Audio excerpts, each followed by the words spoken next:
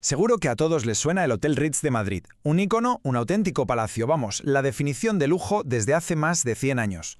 Su reapertura en 2021 fue un evento mundial, se habló del renacer de una leyenda. Pero ojo, que esta historia no es solo de glamour. Y es que detrás de esas puertas doradas, de todo ese esplendor de la Belle Époque, la que fue la renovación más ambiciosa del hotel, pues quedó marcada por una tragedia. Vale, para entender bien qué pasó, qué es esta tragedia, primero tenemos que ponernos en situación. Hay que ver la magnitud del escenario, porque estamos hablando de la transformación de un ícono, pero de un ícono de verdad. Es que su historia es, en fin, un espejo de la propia historia de Madrid. Fijaos, lo inauguró la realeza, nada menos. Luego, durante la Guerra Civil, se convirtió en hospital de sangre, imagínense, y ya mucho más reciente lo compró el grupo Mandarin Oriental, y fueron ellos los que se metieron de lleno en la restauración más bestia que ha visto el hotel. Y cuando digo bestia, no exagero. Hablamos de una inversión colosal. 100 millones de euros. Así, con todas las letras. Una cifra pensada, claro, para asegurar que su leyenda siguiera viva por lo menos otros 100 años. El nivel de detalle de la restauración fue sencillamente de otro mundo. No se trató solo de renovar las 153 habitaciones y suites, que ya es. No, es que el proyecto sacó a la luz tesoros que estaban literalmente perdidos, como por ejemplo esa cúpula de cristal espectacular que llevaba oculta 80 años.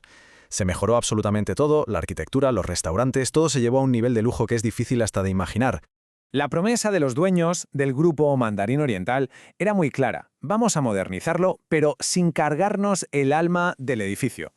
Y la verdad, sobre el papel, la cosa pintaba genial. Un éxito total. Pero, justo ahí, la historia dio un giro de 180 grados. Y es que, mientras todo el mundo esperaba con muchísimas ganas esa gran reapertura, dentro de las obras, sin que nadie lo supiera, se estaba cociendo un auténtico desastre. Apuntemos esta fecha porque es la que lo cambió absolutamente todo. A eso de las 4:15 de la tarde, el ruido típico de una obra de repente fue sustituido por un estruendo de esos que hielan la sangre. El resultado fue, devastador, no hay otra palabra. Un trabajador falleció, otros 11 resultaron heridos, y algunos de ellos muy, muy graves. Lo que era un día de trabajo, como otro cualquiera, se convirtió, de la nada, en una escena de caos, de rescates. ¿Y qué pasó exactamente? Pues no fue una explosión ni nada de eso. Fue un fallo estructural catastrófico. Parece que todo empezó por una sobrecarga en la sexta planta. ¿Y eso qué provocó? Pues un efecto dominó terrible que hizo que se vinieran abajo los forjados, uno tras otro, hasta la primera planta. Y claro, por el camino se llevó por delante un andamio interior, donde por desgracia había gente trabajando. Como es lógico, se abrió una investigación al momento. La pregunta era la que todo el mundo se hacía. ¿Cómo es posible que pasara algo así? Estamos hablando de una de las obras más importantes y en teoría más vigiladas de toda la ciudad. Y el primer informe de la policía fue demoledor. La causa del derrumbe: se instalaron unas plataformas de carga pesadísimas sin haber hecho antes un estudio para ver si la estructura, que tenía más de 100 años, podía aguantar todo ese peso. Y la respuesta, por lo visto, era que no. Pero es que la representante del sindicato de comisiones obreras fue incluso más directa. Para ellos esto no fue un accidente, un qué mala suerte, no. Fue una consecuencia directa de no cumplir las normas de seguridad. Una tragedia, y esta es la palabra clave que usaron, evitable. Pero esperen, que la historia no acaba aquí, ni mucho menos.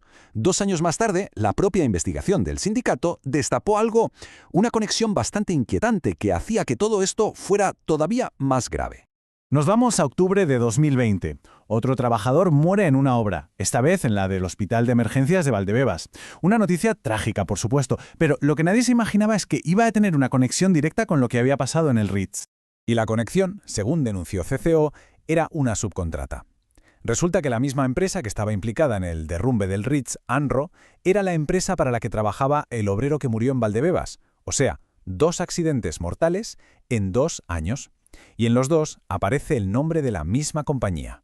Y la prueba de esta conexión, la tenemos aquí, en esta nota de prensa que sacó Comisiones Obreras. Aquí es donde el sindicato lo denuncia públicamente, donde señala el vínculo y pide que se investigue a fondo toda la cadena de subcontratación y, sobre todo, si se estaban cumpliendo las normas de prevención de riesgos. Y todo esto nos lleva, de nuevo, al punto de partida, a ese hotel renacido que brilla como nunca, pero que tiene una sombra muy oscura en su historia más reciente.